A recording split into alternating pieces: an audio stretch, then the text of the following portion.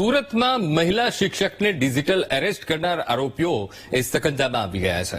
મહિલા શિક્ષકને digital arrest કરી આરોપીએ 20,50,000 રૂપિયા પડાવ્યા હતા. સુરત સાયબર ક્રાઇમે જામનગરના બેંક એકાઉન્ટ ધારકની પણ ધરપકડ કરી છે. નવાઝ હુસેન, શાહનવાઝ મહંમદ અને સિદ્દીક વાઢાની ધરપકડ કરી છે. સીબીઆઈના લોગોવાળા સહી સિક્કા કરેલો ખોટો લેટર મોકલ્યો હતો. તપાસમાં ખાતા નંબર નહીં આપે તો જેલમાં મોકલવાની પણ ધમકી આપી હતી.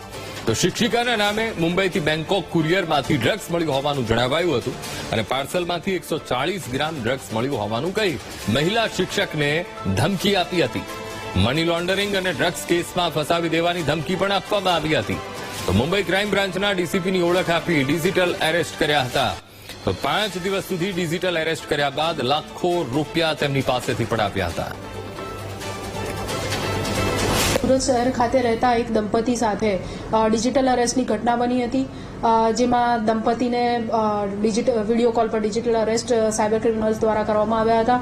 તેમને જણાવવામાં આવ્યું હતું કે તમારું બોમ્બેથી બેંકોક જતું જે એક પાર્સલ તમારા નામે બુક થયું છે, જેની અંદર MDMA 5 પાસપોર્ટ, કપડાં, ડ્રગ્સ વગેરે મળી આવ્યું છે.